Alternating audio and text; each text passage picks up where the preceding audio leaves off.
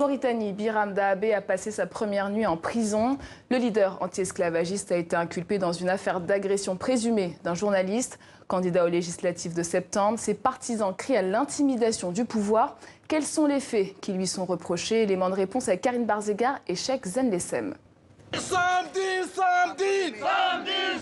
Devant le tribunal de la Mougata d'Arafat à Nouakchott, ils ne sont qu'une poignée à manifester pour demander la libération immédiate de leur chef, Biram Dahabeid.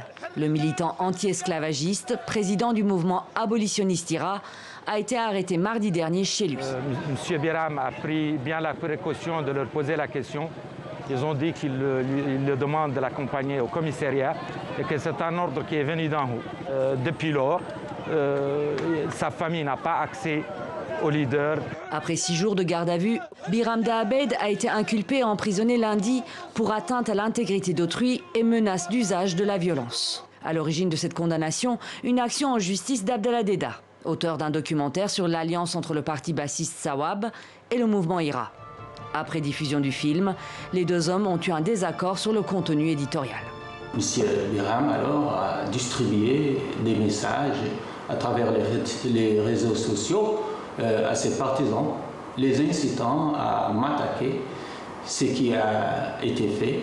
Et j'ai passé deux semaines sans dormir, ni moi, ni ma famille, parce que M. Biram avait distribué mes numéros de téléphone et WhatsApp à ses partisans. Abdallah Deda a porté plainte pour injures, menaces et incitation à la haine.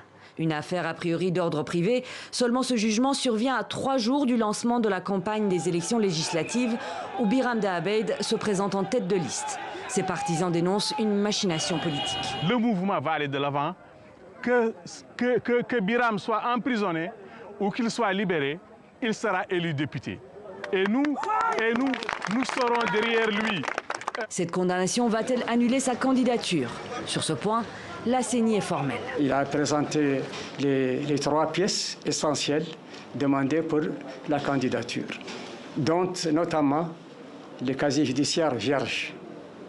Et il s'est présenté lui-même et a signé sa propre candidature dans le cadre de sa liste.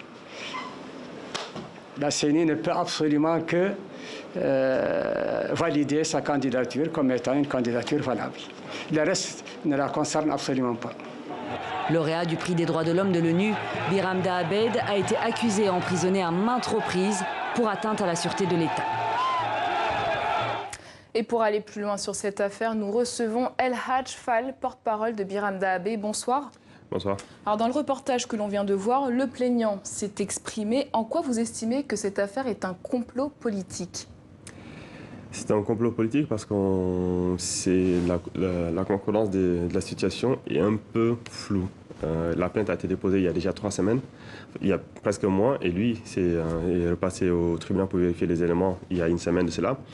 Une arrestation à 2 jours du début de la campagne, sachant qu'il y a eu des éléments précédents où on a toujours eu des manigances dont nous avons subi. On s'est dit que ça ne peut pas être l'effet de hasard. C'est pas possible. Vous pensez que le journaliste est manipulé par l'État? Je préfère dire que le journaliste n'est pas manipulé par l'État, mais que la situation qui se présente telle qu'elle ne nous semble pas anodine.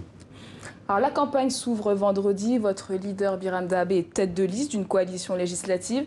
Comment va-t-il poursuivre sa campagne en étant en détention? Il est tête de liste nationale. Donc globalement, c'est selon le pourcentage que nous aurons eu à l'issue des votes qui sera élu ou pas. Nous continuons notre campagne, notamment vis-à-vis de tous les électeurs, de tous les candidats qui se sont portés dans les différentes localités. Et nous espérons effectivement mobiliser le maximum de monde, le maximum de Mauritaniens pour qu'effectivement nous ayons le pourcentage nécessaire pour que Biram puisse être candidat. Comment vous allez faire campagne? Nous avons fait campagne pendant que le président était en prison durant 2 ans. Nous avons lutté. Le mouvement n'a pas failli. Le mouvement était encore plus grandissant pendant que le président était en prison. Nous pensons qu'effectivement, qu'il soit en prison ou pas, nous continuons le combat. Alors nous avons appris l'arrestation de 2 journalistes aujourd'hui. La répression envers les militants anti-esclavagistes est féroce selon les ONG des droits de l'homme.